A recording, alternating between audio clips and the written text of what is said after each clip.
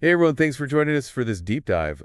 Today we're going to be looking into the case of Alfredo Prieto. Oh yeah, this is a fascinating one. It really is. He was executed in 2015, Right. and he was initially on death row for one murder, Uh-huh. but DNA evidence later linked him to 8 more. Yeah, across 2 states, which is just incredible. It's mind-blowing, and it really raises questions about the justice system, Oh, about absolutely. DNA technology, about the Right. death penalty itself. It's a case that has so many layers to it, Yeah, and what's really striking to me is it goes beyond just catching a killer. yeah. It gives us a glimpse into how these seemingly isolated events can actually reveal a much larger and frankly a more disturbing pattern. Right, it's like you peel back the layers of an onion, and with each layer, it's something more unsettling than the last. So Exactly. to really understand how this all unfolded, Yeah. we need to go back to Preto's beginnings. Okay. He was born in El Salvador in 1965. Right. Grew up in poverty amidst the brutal civil war there. A lot of turmoil. Yeah. I mean, what kind of impact do you think witnessing that level of violence as a child might have had on him? Well, it's certainly significant. I mean, exposure to that kind of violence at a young age can be incredibly traumatic and it can have these really long-lasting effects. It can desensitize individuals to violence, making it seem almost normal Right. in their worldview. And in Prio's case specifically, he was later diagnosed with PTSD, Oh, wow. which, suggests he carried these really deep psychological scars from his And childhood. it makes you wonder if those scars, played a role in his later actions. Of He course. moved to California with his family, hoping for, a fresh start, Sure. but he ends up falling into gang life, Right. drug use, alcohol abuse. Yeah, these are all, classic red flags. Big time. But what's really disturbing is that his father also had a murder conviction In El Salvador. in El Salvador. Yeah, so I mean That's not just a coincidence. it's more than a coincidence, right? It raises all these questions about family history and learned behaviors. I Right. mean, did growing up with a father who was capable of that kind of violence, did it normalize it for him in some way? Yeah. Did it plant a seed that later grew into something much more monstrous? Right. It's tough to say for sure, but it's definitely something worth considering. Absolutely. And this pattern of violence, it emerges early on. In 1984, he's just 19 years old, Okay. and he shoots 3 people. Wow. And his motive, apparently his wife had cheated on him with one of the victims. Oh, And jeez. and later she also accuses him of abuse. Oh, so there's already this pattern of control. Yeah, painting a picture for someone who's already prone to violence. Absolutely. And this early incident, it's important because it kind of reveals a turning point in his story. Okay. Because despite shooting 3 people, he receives a very lenient sentence. Really? Yeah, partly because his victims were also involved in gangs. So it was seen as like a gang thing? Exactly. It was kind of like this gang-related conflict and not necessarily the actions of someone who could escalate to become a serial killer. Right, like they didn't recognize the danger. They missed it completely. Wow. And this leniency may have had, tragic consequences because it allowed him to continue on this path that would eventually lead to more violence. It makes you wonder if the things could have been different if he'd received a harsher sentence back then. Right. It's that, what if that always hangs over these cases? Haunting, yeah. So after serving his sentence, Prieto moves to Virginia to be closer to his father. Okay. But then his father ends up in jail for rape in late 1989. Wow. And Prieto returns to California. Was this some kind of trigger? It's possible, we know that these major life events, especially the ones that involve trauma or loss, Uh-huh. they can be catalysts for violent behavior. Right. And in Preto's case, his father's incarceration could have been a breaking point, leading to this surge in anger, resentment, a desire to lash out. And lash out he did. In September 1990, he goes on this terrifying crime spree. Oh, no. Accomplices, Okay. robberies, kidnappings, multiple rapes, and it culminates in the murder of 15-year-old Yvette Woodruff. God, that's odd. The details of these crimes are just so disturbing. Yeah. They reveal this level of depravity that goes way beyond just impulsivity. There's Right. this pattern of escalation, each crime becoming more and more violent, Yeah. more heinous.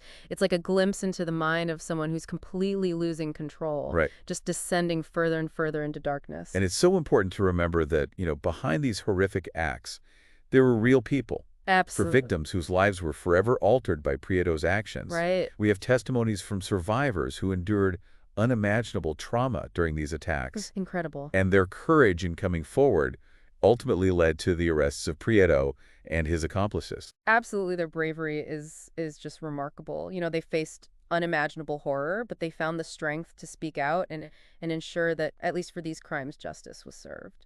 So for the murder of Yvette Woodruff Prieto is sentenced to death in California. Okay. It seems like the story ends there, but it's actually just the beginning of a much larger, more complex saga. Oh, really? Yeah, so in 2005, a new law is passed Okay. requiring all convicts to submit their DNA to a national database. Interesting. And this is where things take a truly unexpected turn. Okay, I'm hooked. This law and the creation of these national DNA databases, it marked a revolutionary moment in criminal justice. I can imagine. Suddenly, law enforcement had this powerful new tool for connecting seemingly unrelated crimes Right. and even exonerating the wrongly convicted. Wow.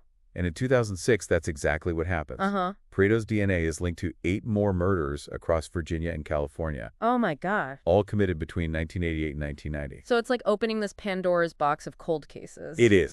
Suddenly revealing this this much wider web of violence than anyone could have imagined. It's mind-blowing, and to truly understand the impact of this revelation, we need to focus on one specific case, the 1990 Rubidoux murders in California. Oh, okay. This is where the story gets really personal and very tragic. Yeah, the Rubidoux case is a prime example of how DNA technology can not only uncover these hidden connections, but also help to correct, past mistakes in the justice system. Right. It's a story that's both heartbreaking and illuminating at the same time. The Rubidoux case, it revolves around Stacy Segrist and Anthony Giannussi. Young couple, Yeah, a young couple who were brutally murdered in May of 1990. just starting their lives together. Exactly, full of dreams and possibilities. And those dreams were shattered by Prieto. It's just tragic. It's hard to even fathom what their families went through. I know. Discovering that their loved ones had been murdered so senselessly. It's a pain that no one should ever have to endure. Absolutely. And the crime scene itself was particularly gruesome. I've read about it. Segrist was sexually assaulted, and both she and Giannuzzi were shot.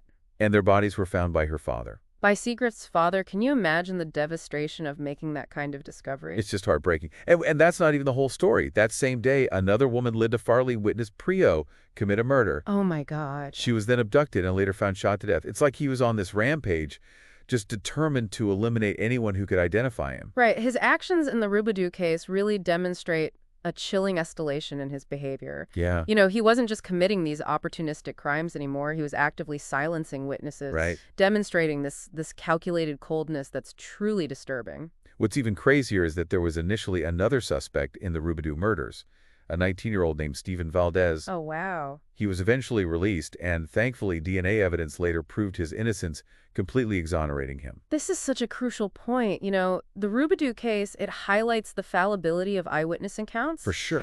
And the just immense power of DNA technology to correct these past mistakes. It's incredible. I mean, without that DNA evidence, Stephen Valdez might have spent his life in prison for a crime he didn't commit. It's a stark reminder that our justice system, even with the best intentions, it's not perfect.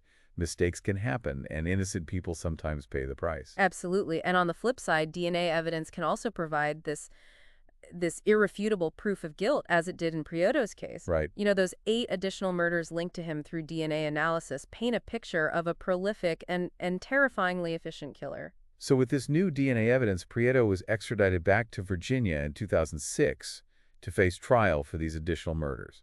And this is where the legal battles really heat up. Yeah, these legal battles were incredibly complex. There were mistrials, appeals, arguments over his mental competency. I mean, the defense tried to argue that Prieto's low IQ and his difficult childhood should be considered as reasons to give him a less severe punishment. But the prosecution countered that Prieto was actually very cunning and adaptable. They pointed to his ability to learn English, navigate different environments, even obtain driver's licenses in both Virginia and California. He was functioning. Yeah, it was this fascinating back and forth, both sides trying to paint very different pictures of who Alfredo Prieto really was. It's a classic legal battle, where you have these competing narratives. Absolutely. And ultimately it comes down to the jury to decide which narrative they believe. So the legal proceedings were drawn out and intense. Ultimately, multiple juries deliberated on Prieto's fate, and each time they reached the same verdict, guilty and deserving of the death penalty. Wow. His execution was carried out in 2015, bringing a final, albeit controversial, close to this long and violent saga. And of course, the use of the death penalty is always a sensitive topic, sparking debates about its morality and effectiveness. Yeah, Prieto's case was no exception. It really reignited discussions about capital punishment, forcing people to grapple with their own beliefs about justice, retribution, and the ultimate price to be paid for taking a life. It's a conversation that continues to this day. It does, and there are no easy answers. It's important to remember that in all of this, there were real people whose lives were forever changed by Prieto's actions. Right, the families of his They victims. had to endure not only the initial shock and grief of their loss, but also the years of uncertainty, legal battles, and ultimately the knowledge that the man responsible for their pain would face the ultimate punishment. Their stories are often overshadowed by the sensationalism of the crimes and the legal proceedings. But it's crucial that we don't forget that behind every headline, behind every court case, there are individuals who have suffered unimaginable trauma, families whose lives have been irrevocably shattered. And their resilience and strength are truly remarkable, and it speaks to the importance of providing support and resources for victims' families, helping them navigate the complexities of the legal system and cope with their long-term emotional toll of a tragedy like this. Absolutely. We've explored a lot of dark territory today. Yeah. But it's vital to remember that even in the face of such darkness, there are glimmers of hope.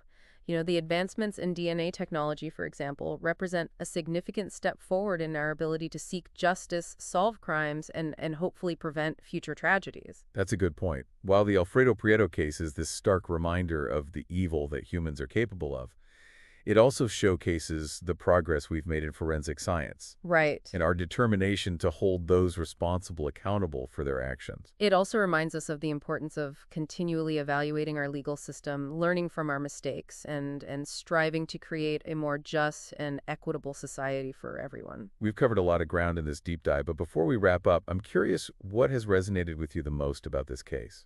For me, it's the intersection of human psychology and the pursuit of justice.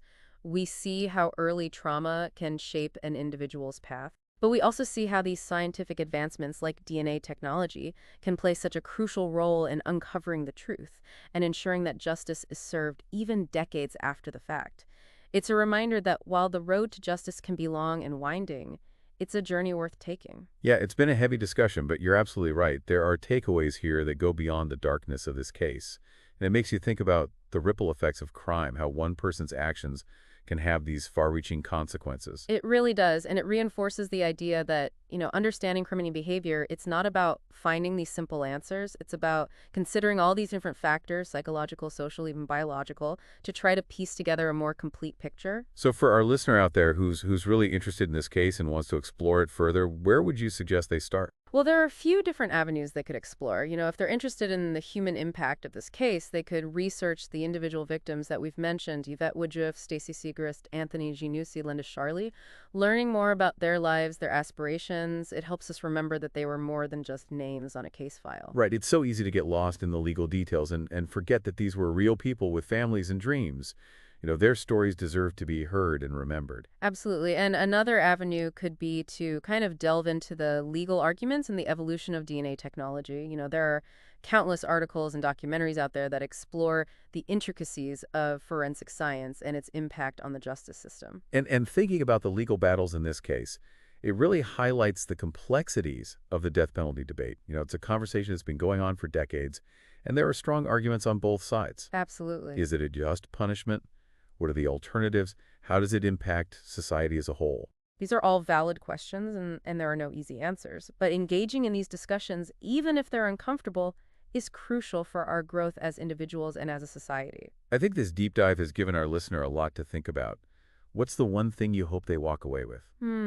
I hope they come away with a deeper understanding of the complexities of criminal justice, the power of forensic science, and the importance of empathy for the victims and their families.